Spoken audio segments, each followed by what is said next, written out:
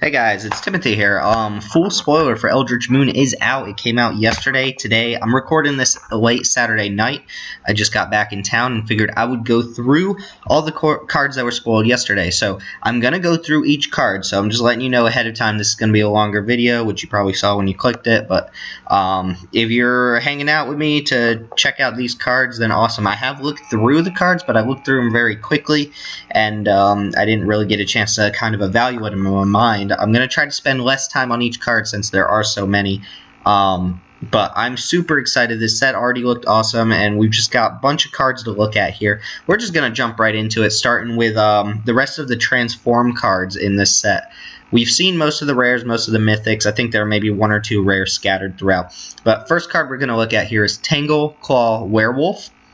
This is a 2/4 for 4 that can block an additional creature each combat. For 7 mana, it transforms into Fibrous Entangler, which is... Fibrous Entangler is a 4/6 Vigilance that must be blocked, if able, and can block an additional creature each combat. So on the front and back side, this can block up to 2 creatures, which is pretty nice.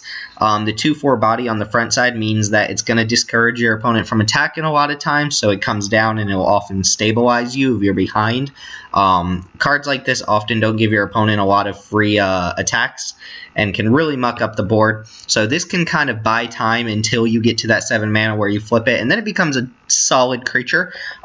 This isn't, standing out as one of the best green cards at all. It seems more defensive, but a 4/6 Vigilance is pretty strong. It means that it's going to be a good attacker and blocker. And it must be blocked, so oftentimes it's just going to be able to eat up creatures, which is pretty nice. And it still gets that part where it can block 2 creatures. So it turns from a pretty kind of mediocre card on the front into a pretty dangerous card on the back, but it does cost 7 mana to get there, which is a lot. So I think this is a good solid card that'll fit into most of your decks, and you'll want it more in your werewolf decks, but I don't think it's as good as some of the other green cards we've even seen thus far.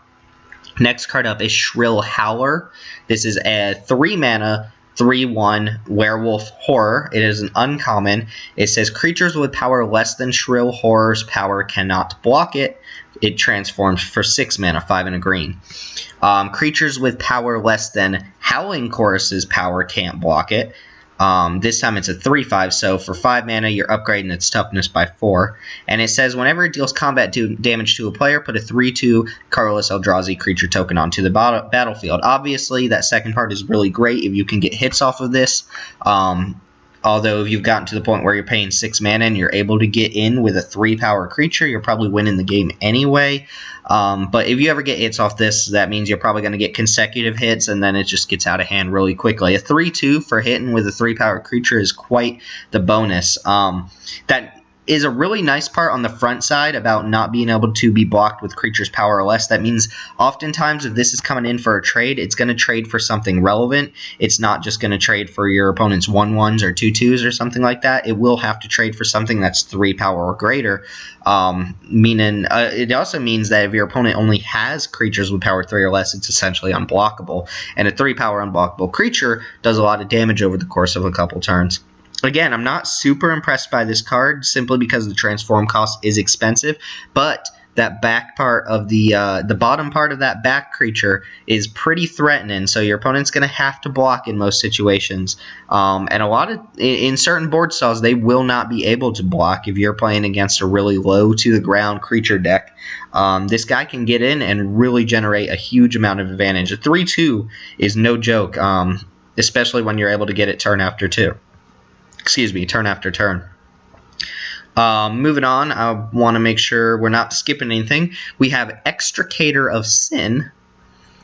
Interesting because this is a human that turns into an Eldrazi horror. I think this is the only one in the set. Correct me if I'm wrong.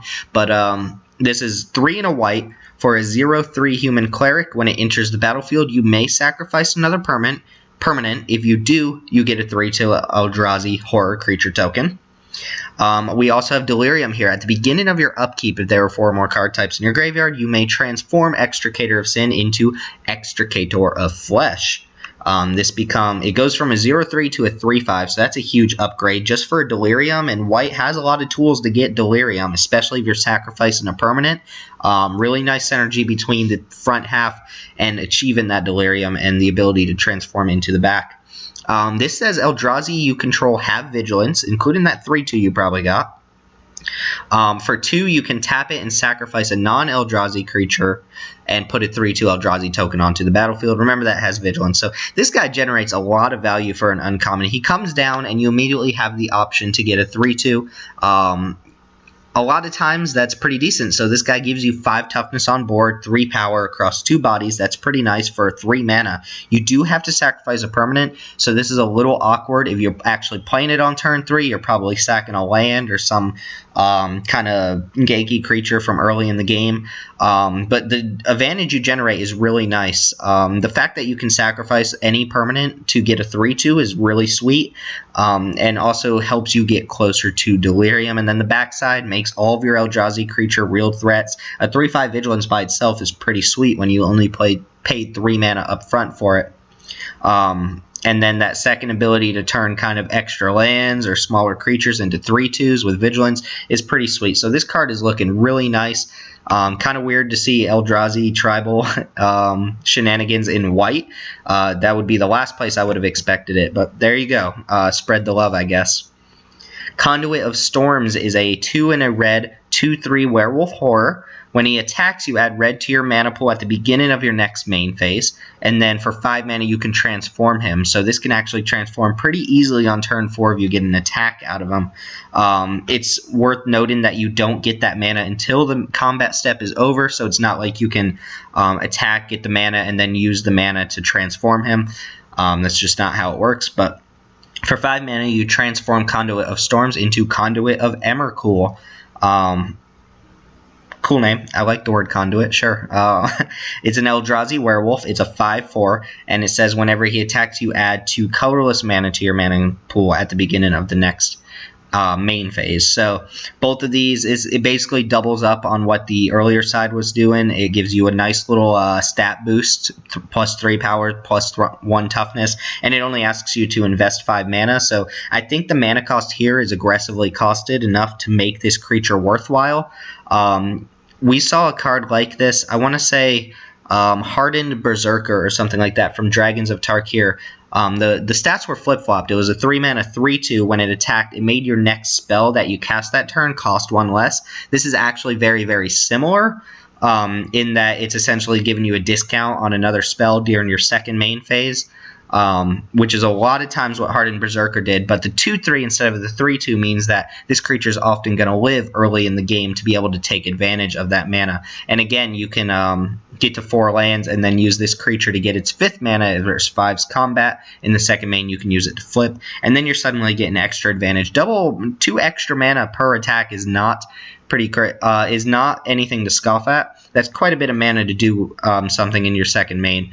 The 5/4 toughness at that point will likely die or demand a couple blocks, but even then it's pretty nice.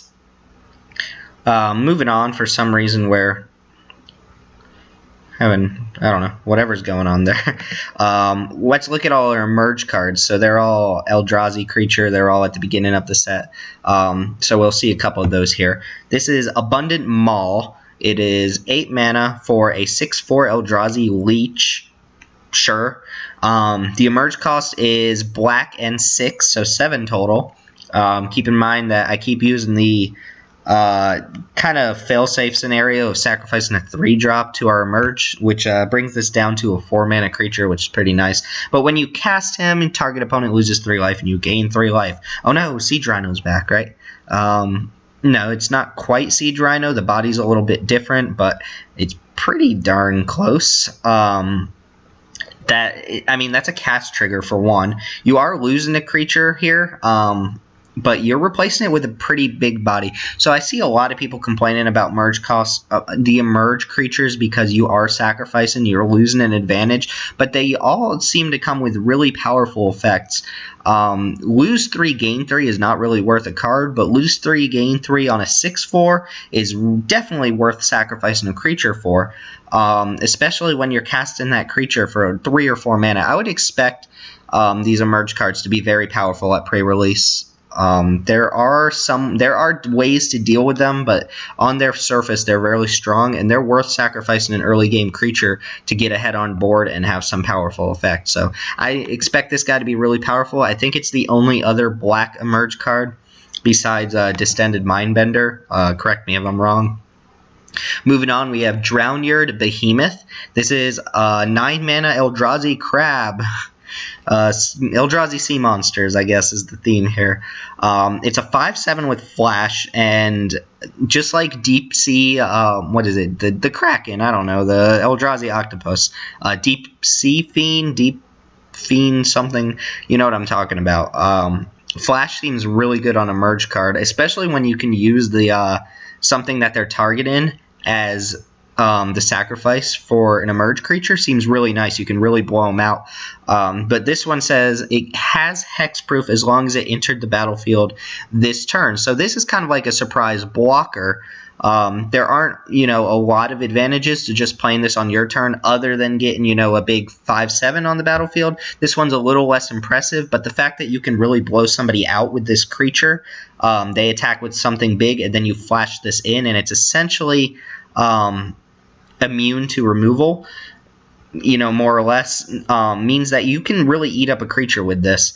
What I like here is that it doesn't say it gains hexproof when it enters the battlefield, so you can't respond to it entering the battlefield by trying to remove it before it gets hexproof. It just automatically has hexproof once it hits the battlefield. So really nice kind of wording there to make this an actual threat. And then from there you've got a 5/7. So this is not the type of card I want to cast for 9 mana. The the absolute worst case scenario casting this for 9 mana is actually pretty poor.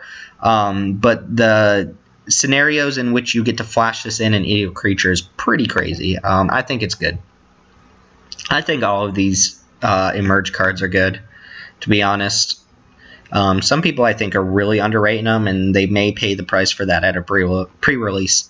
8 mana for It of the Horrid Swarm. That's just like a mouthful of weird words. This is a common emerge card, worth pointing out. It's a 4/4 for 8, which is really, really poor. But the emerge cost is 7, requiring 6 and a green. You can cast it, It of the Horrid Swarm. I'm sorry, when you cast it, you put 2 1/1 green insect creature tokens onto the battlefield, which is a pretty nice bonus on top of the 4/4. Again, this is the type of card that I would really not want to pay 8 mana for. Some of these emerge cards you can kind of get away with the actual mana cost if it gets to that point. This is not one of them. 8 mana for 6 power and 6 toughness is not really cutting it, even if it's covered in 3 bodies. If you sack, for example, a 3-drop, you drop this down to a 4 mana creature, then suddenly it's really worth it. That's 6 power and toughness across 3 bodies for 4 mana instead of 8. You did have kind of a upkeep there in which you had to sack a creature, but I think it's really worth it. This is a lot of power and toughness for a really cheap cost if you're playing creatures and you're willing to sacrifice those creatures. I don't say go sacrificing your best creature just to get this out early, but if you have like a little 3-drop filler card like Stoic Builder or something like that, I would be very, very happy to get that off the board and replace it with something like this.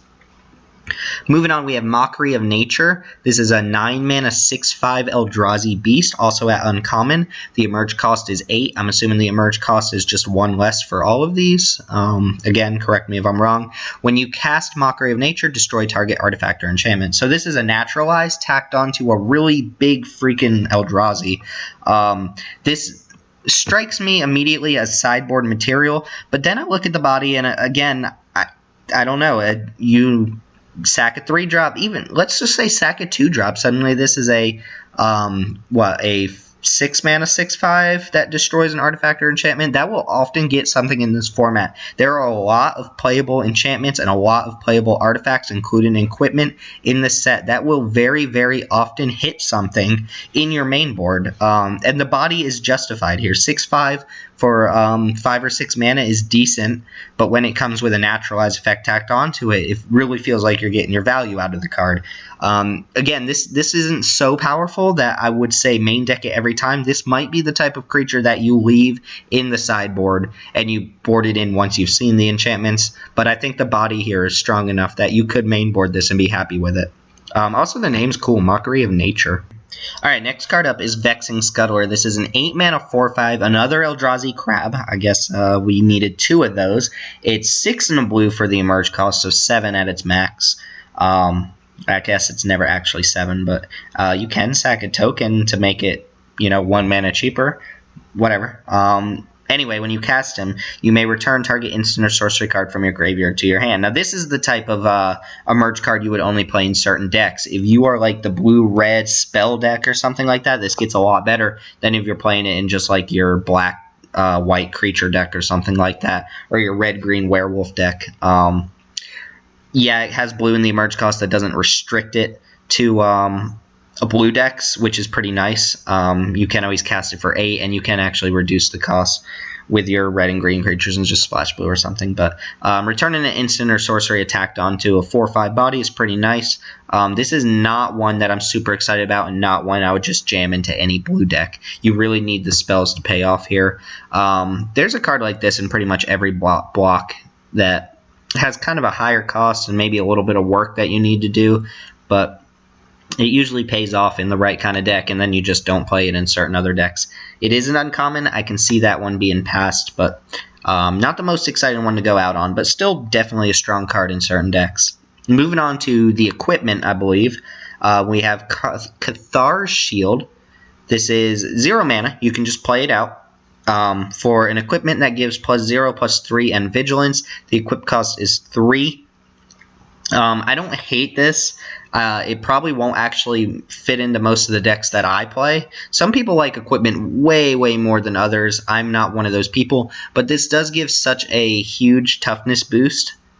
With no, you don't have to skip a turn to play and then skip a turn to equip it. You just have to skip a turn to equip it. But +0, +3 is not like game changing. It's just enough that you in a creature versus creature deck, it gives you kind of an out to still be able to attack into your opponent's creatures without losing too much. Overall, it's kind of a pretty poor card, like most equipment is, but it gets better in certain decks. If your creatures need the extra toughness or something like that, then it gets a little bit better. But I usually avoid playing equipment. Case in point, this card here, Cultist Staff. It's 2 mana to play, 3 mana to equip. It gives +2/+2. It's not a very good card. Sometimes you have creature decks that just need a little bit of extra help to really get their creatures in. I've noticed with vampire decks from Shadows over Innistrad, if you go full on vampires, your vampires are actually a lot of them have low power and toughness points. This could be enough to just kind of push it over the top a little bit. I won't play this most of the time. I won't even pick it up unless I'm actively looking for equipment. And if you like equipment, then that's maybe right up your alley, but my alley's way, way far to the left of that. Field Creeper is 2 mana for a 2/1 artifact creature, Scarecrow type. Really pushing Scarecrow tribal here, but nothing special. It's just like an alternative to Wicker Witch. And a lot of people said that Wicker Witch is really, really great because a lot of people won't block it. They won't want your Delerium on. But I'll block a Wicker Witch anytime. I'll trade my 1 or 2 mana creature for a 3/1. This is just a little bit... I mean, it's not really worse or better than Wicker Witch because it's still going to trade with a lot of the creatures that Wicker Witch will. But this is really something you only want in Delerium decks.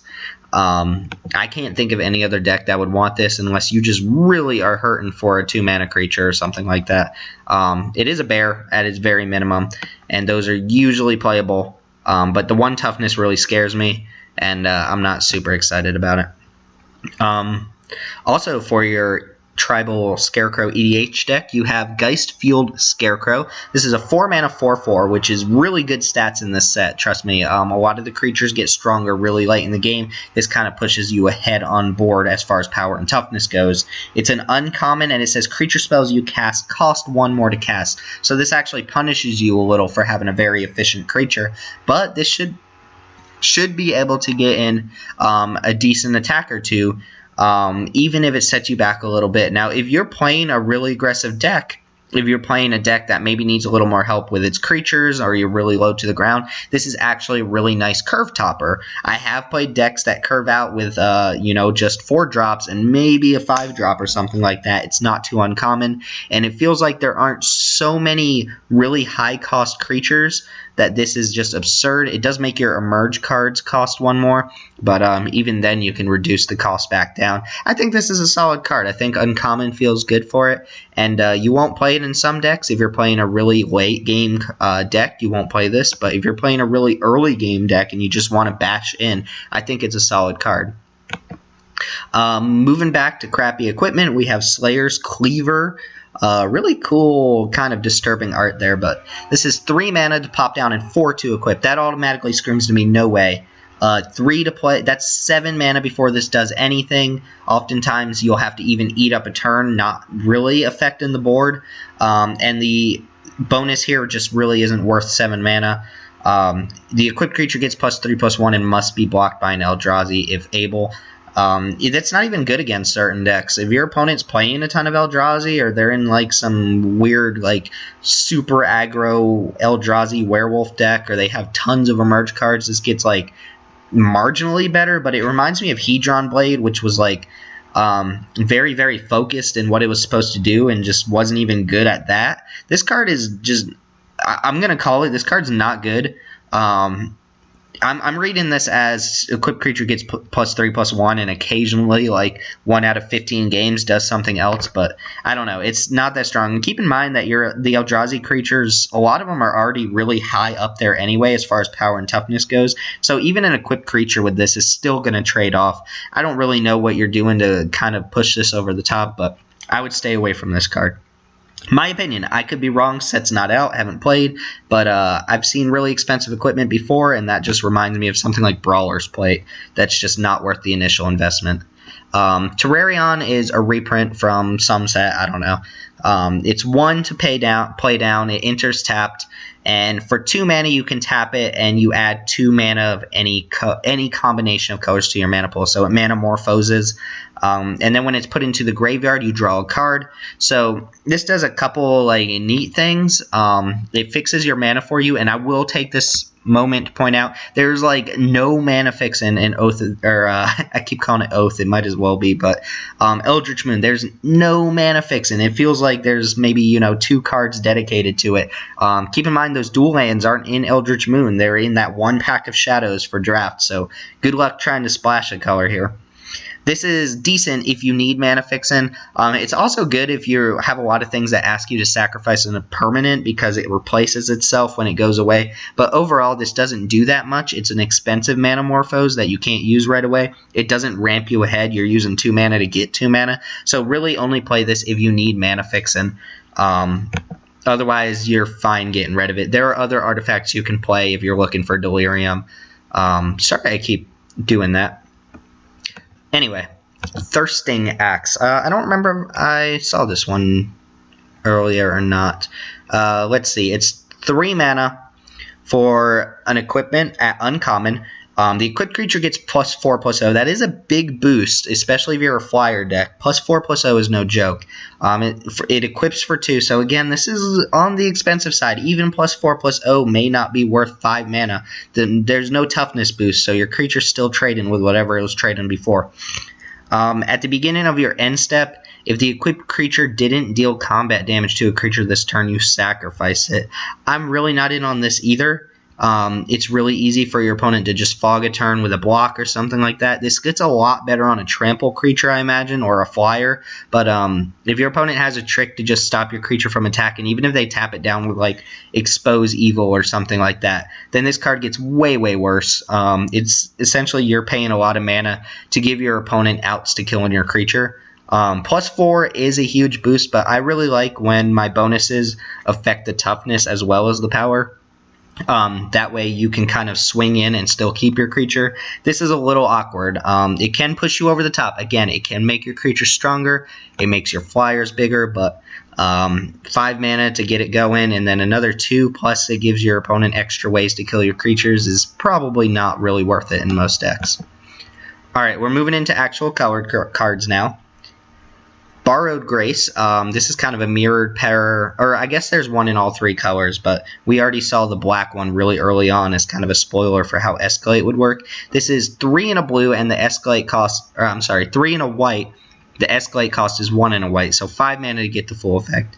And you choose either to get +2/+0 for all your creatures or +0/+2, so fortified type effect. Really nice in decks that can go wide.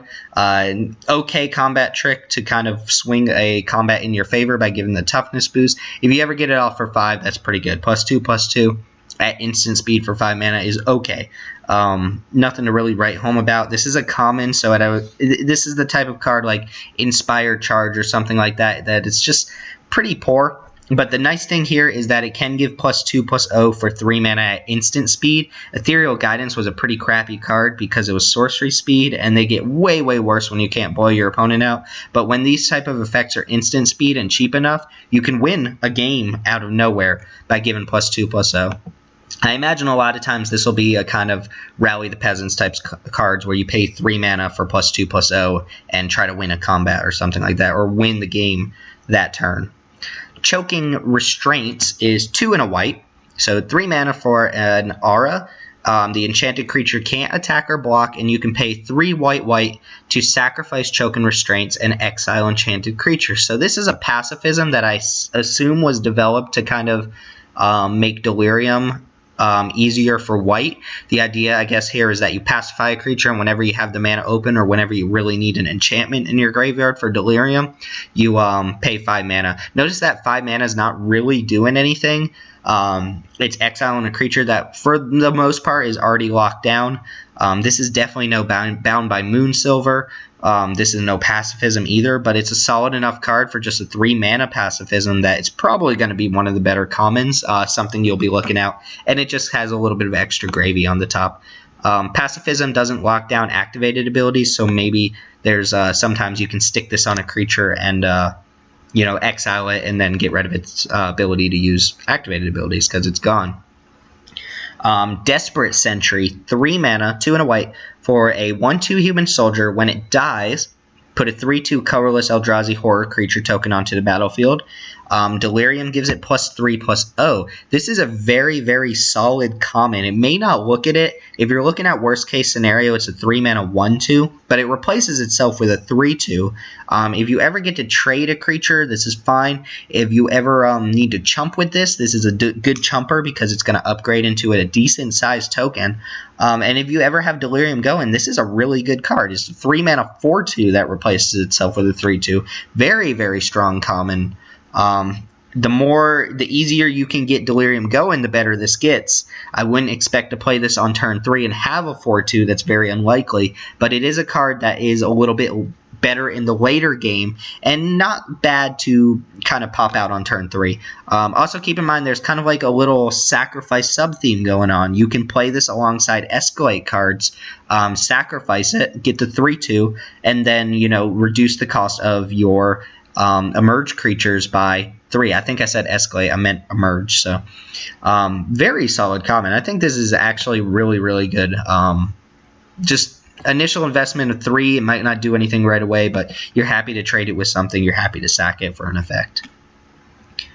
Drogskull Shieldmate, 3 mana for a 2/3 Spirit Soldier with Flash. There's a lot of Flash going on in this set if you haven't noticed. When it enters the battlefield, other creatures you control get +0/+1 until end of turn. Very nice kind of combat trick on a stick. A lot better than the Escalate card. If you're paying 3 mana to give +0/+2, you might as well be playing 3 mana for a Flash creature that gives +0/+1. Can really swing a combat. I haven't played a lot, but my reaction here, or my initial kind of analysis of the creatures in this set, is that it'll be a lot like Shadows over Innistrad, where in the early game, barring some really early emerge card or something, a lot of creatures will have kind of similar power and toughness, which means that a card like this can really swing a combat in your favor. You swing with a 2/2, your opponent blocks with a 2/2, you flash this in, you win the combat, right? Plus, you've got another body. This is a 3-mana 2/3 is nothing to scoff at either. That's a decent playable card. But this is actually a really, really nice pickup for any white deck, not just spirit decks. It is a spirit, but I don't know. Okay, next card here. Faith Unbroken is 3 mana. 4. It's 3 and a white for an aura that has to enchant one of your creatures. Really interesting effect here. It's an uncommon, and when it enters the battlefield, it gives your enchanted creature +2/+2, and then it also exiles a creature your opponent controls. So that's a nice little combination of abilities. You're pecking off your opponent's biggest threat until this leaves the battlefield. They will get it back eventually, assuming they can deal with your creature or the aura. And then your creature's also getting a decent boost. +2/+2 is sizable enough that it pushes your creature in, especially if you play this on turn 4. It pushes your creature a little bit past burn range too, depending on what you're putting it on. But this can be a little awkward. This doesn't really get around the aura trap that is setting up 2-for-1s for your opponent. And it actually is probably a little bit worse than it looks, even though I will say I still think it's a great card and it looks good. By that I mean that if your opponent gets rid of the creature, they're getting theirs back. So it's almost like they never played it at all. So if they have murder or some unconditional non-damage based removal or something, this card's a little bit worse. But it is the type of card that can really save you in a match by, you know, making one of your creatures an actual threat while at the same time getting rid of a problematic creature on your opponent's side of the field. Really solid card, kind of an interesting aura to say the least, but I think it's really good. Faithbearer Paladin, didn't really even need to click this one now that I think about it. It's just a common 5-mana 3/4 lifelink. It is a human as well, so, you know, it has a relevant ability in certain relevant decks. This card is, like, okay. I don't think it's particularly strong, but lifelink is a really nice ability on vanilla creatures. I don't think that justifies this being a 5-drop, but I'll play it a lot of times and just cut it if I have better 5-drops. If I'm looking for something on that end of the curve in my white deck, then, you know, it's solid. And if I have human synergy, it's a little bit better. Fiend Binder is a 4 mana, 3 and a white for a human soldier. It's a 3/2, and whenever it attacks a tap target creature defending player controls. So these type of effects are usually pretty good, especially if you are an aggressive white deck. You really want to get in there, and if you have really low toughness creatures, at some point you're not going to be able to attack anymore. You're not going to be able to have favorable attacks without losing your creatures to your opponent's smaller creatures. Notice this is a 4 mana 3/2, which is already a little bit below what you want to be playing. But the fact that this can tap down, you know, your opponent's 2/2 means that you can really set up attacks so that even if this has to trade, it has to trade with something relevant. And then if your opponent's just struggling with their one creature, or they have that stupid creature like Watcher in the Web or that vampire or the werewolf we started off with, this card gets a lot better. I think it's a fine pickup for most white decks. It's a human as well, so you'll play it in those decks as well. Geist of the Lonely Vigil is 2 mana, 1 and a white for a spirit cleric, a 2/3 defender flyer. Those are good stats. Sure, defender sucks, but what are you going to do? And Delerium essentially says it can attack as though it didn't have defender. So if you can get Delerium really, really fast, if you're super dedicated to Delerium, this card is actually really good. It is an uncommon, I assume, for that reason. Maybe by the end of this video I'll have seen a really good enabler, but, you know, Vessel of Nascency can get you turn 3 Delerium, or it can technically get you turn 2 Delerium, and having some of these in a deck that can really manipulate the graveyard really quickly is quite good. On its base, this is a type of card that I would maybe even main deck one of them, because you will eventually get Delerium in most decks, even if it's in the long game, and then this is a decent beater. And it also holds off a good number of creatures. Just because it can attack doesn't mean a 2/3 flying body isn't good. I think that's what justifies the uncommon, is the power and toughness for its mana cost, not necessarily the fact that it turns into a relevant threat. Give no ground. Give no ground at all, ever. Anyway, we have an uncommon instant here. 3 and a white Target creature gets +2/+6 until end of turn, and can block any number of creatures this turn. That is, to me, this strikes me as a card that is actually really good, and it strikes me as the type of card that is better when the format is early. So I imagine this will be very good at pre-release.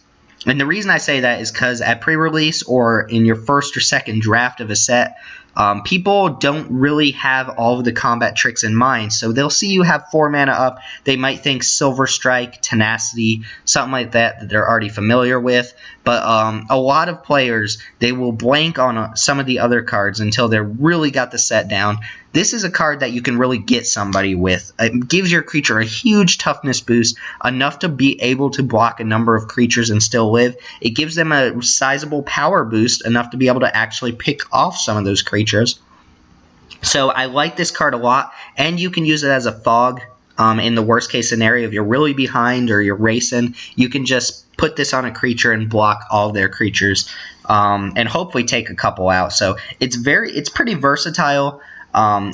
You can use it on your attacks to give a +2 power or just save a creature, which is pretty nice too. So I think this is powerful enough that you should not just blank on this. I don't think it's crazy. I don't think it's like, oh my god, I have to first pick this, but I think it is very powerful and should be something that you're aware of when you go into this set. Last note about this. I really hate the card Permeating Mass. I think it's a dumb card, but you can use this on Permeating Mass and block all of your opponent's creatures and turn them all into Permeating Masses. So please somebody do that, please, for me. I'd appreciate it. I'm also seeing this video is taking a while, so I might divide this up into a couple different videos. Moving on, we have Guardian of Pilgrims. This is 1 and a white for a 2/2 Spirit Cleric. When he or she enters the battlefield, target creature gets +1/+1 until end of turn. This is decent. It's a bear that you really want to follow up with your 1-drop. Or I guess you want to follow up your 1-drop with this and just be able to attack. It has a little bit of value later in the game, but then it's not like huge or anything. This is like a solid little filler card. I'm not in love with the little 2/2 Delerium Spirit from Shadows over Innistrad. I think this will probably be a little bit better. I mean, the one that gets flying when you have Delerium. But overall, this card is not super exciting, but it is a card you'll play, and it gets a little bit better if you have a critical mass of 1 or 2 drops, rather than just slotting this in as a 2-mana 2/2. But yeah, I don't really have anything else to say about that one. Moving on, Ironclad Slayer. I assume that means that he slays Ironclads. Apparently, I clicked Guardian of the Pilgrims again, so sorry about that. The Slayer of Ironclads is 2 and a white for a 3/2. 3/2s are a little bit worse than 2/3s, but you know, you'll take it. They're a little bit more powerful if your opponent can't block it. When he or it or she enters the battlefield, you may return target aura or equipment from your graveyard to your hand. So there's a couple good auras to get back, a couple good equipment spells to get back. So this is kind of like your Auramancer for just equipment and auras instead of enchantments in general. I think it's a fine, decent playable card. I would probably play it in a lot of white decks even without much of a payoff. And if I ever get a card off of it, it feels really, really nice. Think about Auramancer from Origins or any other set Auramancer was in. When you play it as a 3-mana 2/2, it's like, eh. But when you play it and you actually get a card back on it, it feels really, really good. So I imagine the sentiment is very similar here. Kind of weird because equipment doesn't often go to the graveyard, and a lot of times your auras won't either. But sure. Regrowth on equipment and auras.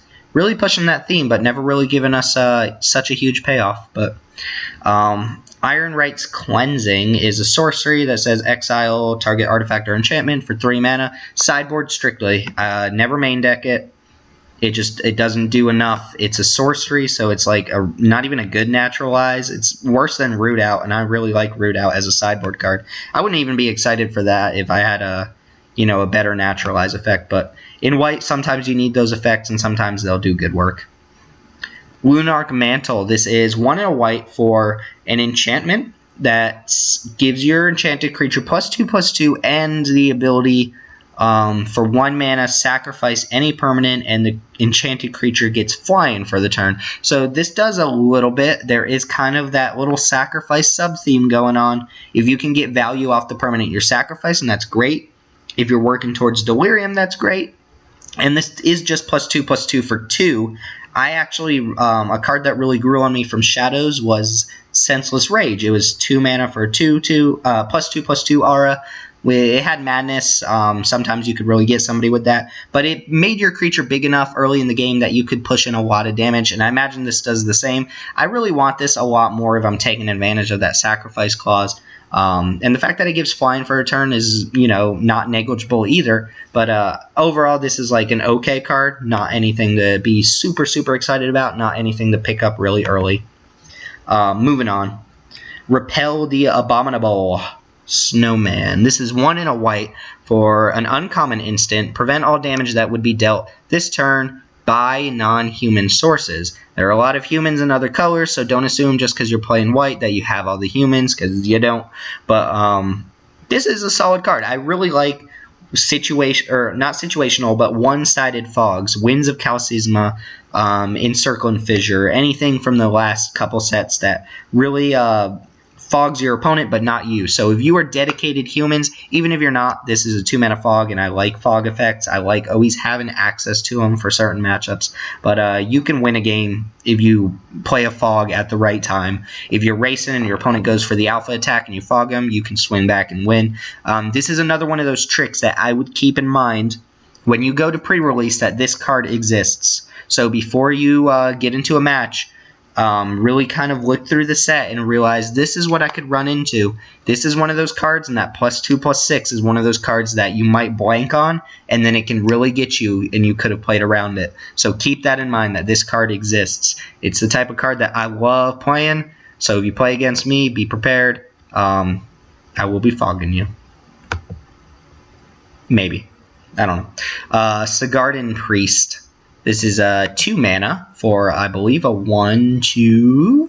Haha. Yeah, it's a 2 mana common, a 1/2, and for 1 you can tap it to tap a non-human creature. Again, there are a lot of humans floating around in other colors, so sometimes this will suck and you'll be like, man, I wish my opponent's creature wasn't randomly like a human in blue or something like that. But this is an example of a good tapper. Stern Constable, bad tapper. Oh, unplayable card. Stern Constable, stop putting it in your guys' decks. It's a bad card. Don't play it. This, good tapper. It's cheap enough. 1 mana is okay. That this just locks down your opponent's best creature. If they're playing big fat Eldrazi, lock it down for 1 mana. Look, my 2/2 is essentially killing your 8 mana creature for an investment of 1 mana per turn. Fantastic. Good tappers are good for a reason. Really inexpensive ones. Free tappers are crazy. 1 mana is actually a decent cost for a good tapper. Think about Blinding Drone from the last set. 1 colorless mana to tap your opponent's creature. Very good. And by last set, I mean Oath of the Gatewatch. But, it's all the same. Spectral Reserves. First card on this list that I am not excited about at all. And by that, I mean specifically the white cards. Spectral Reserves is 3 and a white. For a sorcery, it puts 2 1/1 spirit creature tokens with flying onto the battlefield, and you gain 2 life. That's really not worth 4 mana. I'm thinking of cards like Courier Griffin from Battle for Zendikar or Apothecary Geist, which cost the same and in certain circumstances do more than this card. Apothecary Geist gains you 3 life and gives you 2 power, 3 toughness worth of flying for 1 card. So immediately trumps this. It does take a little work. It requires you to have other spirits to maybe get the same value, but this is a sorcery. It's an expensive sorcery. If this costs 3, I would be very excited about it. Which is weird how a difference of 1 mana can make such a big difference, but it is a big difference. This is not what you want to be doing on turn 4. Vessel of Ephemera is not really, super powerful. The times I would want this are when I'm really just going wide or I really need spirit tokens for some reason, and there are a lot of cards that make them. So I'm saying this is probably along the bad end of white, and that's probably saying something since I haven't really seen too many white cards here that I would consider bad or unplayable. It's not unplayable. It's a good card. I mean, it's a playable card, but it's not a good card, is what I'm kind of getting at. 2 more white cards, and I think I will cut this video short and maybe do the next 2 colors in a separate video, and then 2 other colors and finish out like that. That way I'm not making, 2-hour-long videos here. But Steadfast Cathar is 2 mana for a 2/1. When it attacks, it gets +0/+2 until end of turn. This is a good creature. This is aggressive, which is what white often wants to be doing. It's a human, so it fits in those decks. It's low curve. Essentially, this is a 2 mana 2/3 attacker, which is incredible. That's a good common. That's something you actively want in your 2-drop spot. It's better than a 2/2. The only times it's really bad is if your opponent has things that ping for damage, like devil tokens. Then it gets a lot worse. It's also just not a good blocker, but at the very least, it's a bear. You'll trade it for a 2/2 a good number of times, which is just a fair trade. And this lets you start attacking really well really early on. So I would look in draft, if I knew I really wanted to be the beats in white, I would look to pick up a good number of these, maybe even 2 or 3. I like it better than a card like Devilthorn Fox, which is the 3/1, but dies so easily and trades so easily. Doesn't do as much damage as Devilthorn Fox, but